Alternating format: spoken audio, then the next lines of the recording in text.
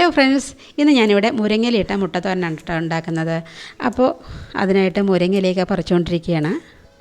മുരിങ്ങ മഴയായതുകൊണ്ട് നന്നായി മുരിങ്ങയൊക്കെ കുളിർത്ത് നിൽക്കണം. എന്നാൽ പിന്നെ മുരിങ്ങയിലിട്ടിട്ട് ഒരു തോരൻ ഉണ്ടാക്കിക്കളയാന്ന് കരുതി കുലുന്ത് നോക്കി പറിച്ചുകൊണ്ടിരിക്കുകയാണ് കേട്ടോ. ഞാൻ മുരിങ്ങ വറുക്കുമ്പോഴും അതുപോലെ തോരൻ ഉണ്ടാക്കുമ്പോഴൊക്കെ കുലുന്ത് മാത്രമേ എടുക്കുള്ളൂ. ഇതിവിടെ മൂത്തലയിട്ടുണ്ടായി കഴിഞ്ഞാൽ വീട്ടിൽ ആർക്കും ഇഷ്ടമല്ല, കശത്ത് പോവും, ഒരു കശർപ്പുണ്ടാവും. അപ്പോൾ അതുകൊണ്ട് കുലുന്ത് നോക്കി എല്ലാം പറിച്ചെടുത്തിട്ടുണ്ട്. ഇനി ഇതിനെ ഒന്ന് വെള്ളത്തിലൊന്ന് മുക്കിയെടുക്കാം.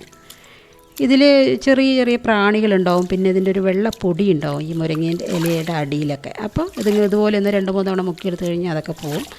ഒന്ന് കുടഞ്ഞാൽ മതി, വെള്ളമൊക്കെ കംപ്ലീറ്റ് പോവും. ഇനി ഇതൊന്ന് ഊരിയെടുക്കട്ടെ. ഇതിൽ കോഞ്ചിലൊക്കെ മാറ്റിയിട്ട് ഇല മാത്രം എടുക്കുക. മുരിങ്ങ ഊരാനൊക്കെ എല്ലാവർക്കും അറിയാം, എന്നാലും ഞാനൊന്ന് പറഞ്ഞൊന്ന് മാത്രം കേട്ടോ.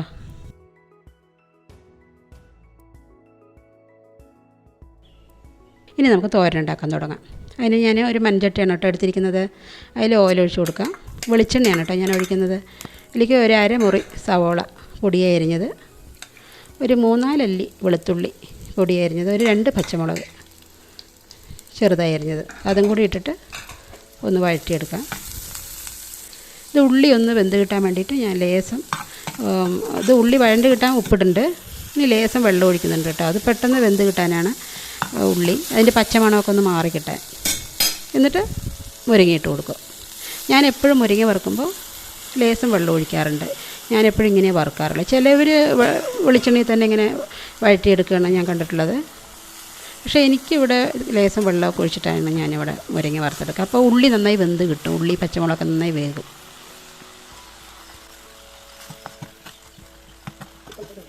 വെള്ളമൊക്കെ കംപ്ലീറ്റ് വറ്റി വന്നിട്ടുണ്ട്. അപ്പോൾ ഉള്ളി വേകുമ്പോൾ നല്ല ടേസ്റ്റാണ് മുരിങ്ങ വറുത്തത് കഴിക്കാൻ. ഇതൊരു പാത്രത്തിലേക്ക് മാറ്റാം. ഇനി അതേ പാത്രത്തിൽ തന്നെ ഓയിൽ ഒഴിച്ച് കൊടുക്കുക. ഇനി ഇതിലേക്ക് 3 കോഴിമുട്ടയാണ് കേട്ടോ ഞാൻ എടുത്തിരിക്കുന്നത്. ഇനി മുട്ട ഒഴിക്കാൻ തുടങ്ങുമ്പോൾ തീ കുറച്ച് വെക്കണം, അടി പിടിക്കാൻ പാടില്ല.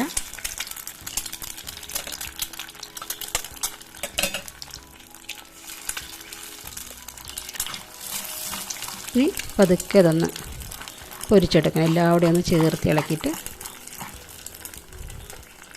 ഇനി ഇതിലേക്ക് ലേസ് ഉപ്പിട്ട് കൊടുക്കാം.